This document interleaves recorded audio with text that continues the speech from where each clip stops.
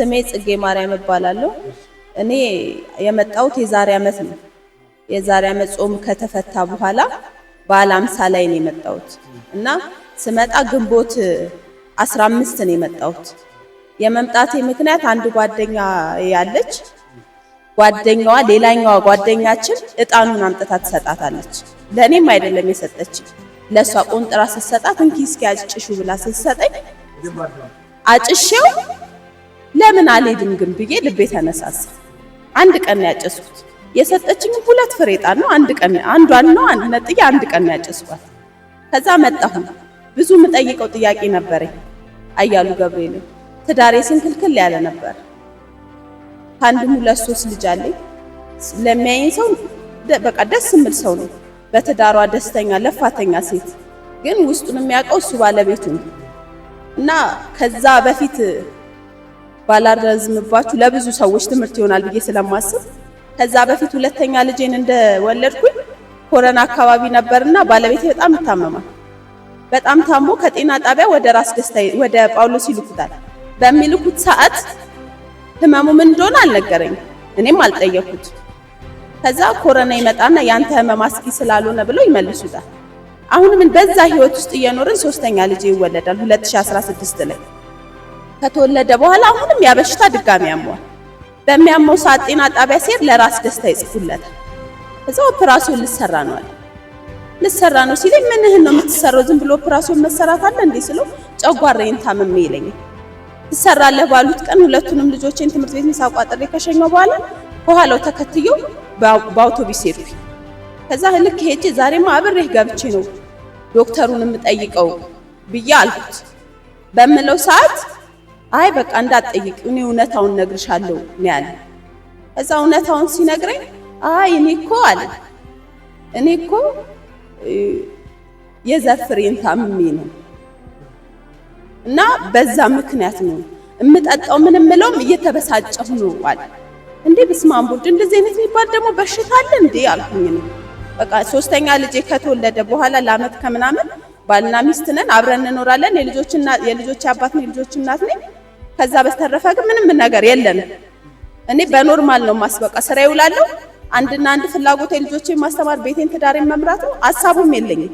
በእንደዚህ አይነት መንገድ ነው ብዬም ስለማላስብ እዛ እንዳልኳችሁ ጣኑና ካጨስኩ በኋላ ዘብር ስመጣ ምስክርነት ስሰማ ለመምህር ፋሲል ነገርኩት። መንገድ ላይ ባለቤቴ እንዲህ አይነት ችግር አለበት፣ ለሊት ተኝቶ አያድርም፣ ልክ ምጧ እንደመጣች ሴት ነው ሲል የሚያድረው ብዬ ስለው ክርስትና ስሜን ወስዶ ለአባቶች ጠየቀልኝ።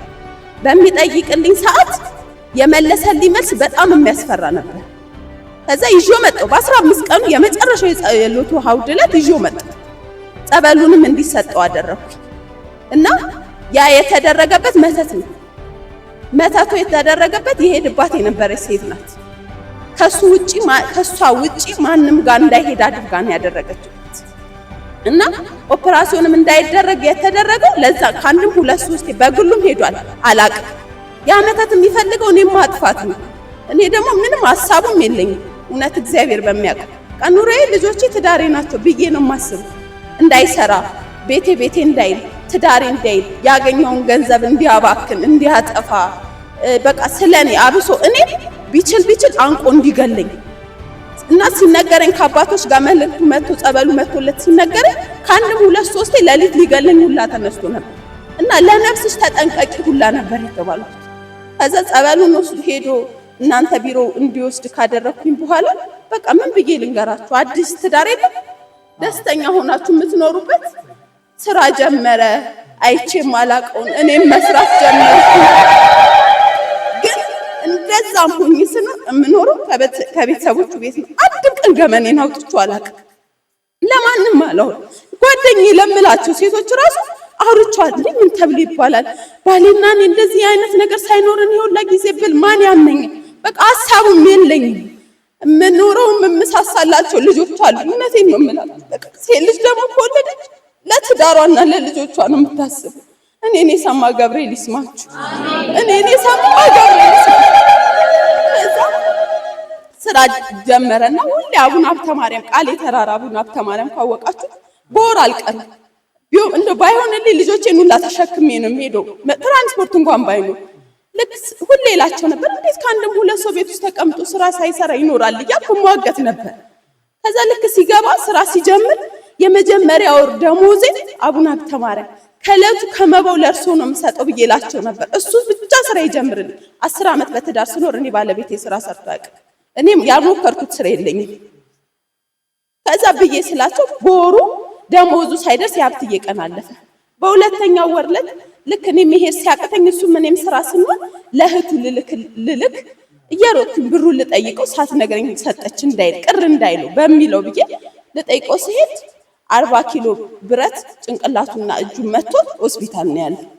በቃ በጣም ነው የደነገጥኩት ልላችሁ ከምፈልገው በላይ።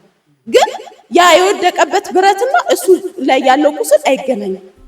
በቃ እውነት ግን አንተ ላይ ነው የወደቀው እና እንዴት እንደዚህ ልትሆን ቻልክ ብዬ ሁላ ነው ያልኩት። በቃ ይሄ ሁላ ብረት ወድቆበት በእለቱ ይሄዳል ብሎ ማንም የሚያስብ የለም። እና አቡነ ሀብተ ማርያም እግዚአብሔር ይመስገን የዘብሩ ንጉስ ከጉድ አውጥቶኛል። ትዳሬን እንዳዲስ መልሶልኛል። አምትዬም በዕለተ ቀናቸው 40 ኪሎ ብረት ማለት ቀላል አይደለም። ዲያብሎስ በአንድም በሌላም መልኩ ሊፈትነን ይፈልጋል። ዛሬ ለምስክርነቱ ሲቀጥል ደግሞ የሆነ በአንዱ ሲያስተካክልልሽ በአንዱ እንትን ይልሃል። ልክ ስበላ ሆዴ ያብጣል። እየሰራው ስራ እያለ እግሬ አልሄድ ይለኛል፣ ይከዳኛል። ቆይ እስኪ ይሄ ነገር አልኩኝና ልሄድ ነው ቅዳሜ ስለው ዝም ብለሽ አንቺ ደግሞ ብድግ ብለሽ ልሄድ ነው የምታውቂው ሲለኝ እሄዳለሁ አልኩት። ከዛ ልጄ አብሬሽ እሄዳለሁ እናቴ ሲለኝ አስከትዬው መጣ። እኔ ሰማ ገብርኤል እናንተንም ስማ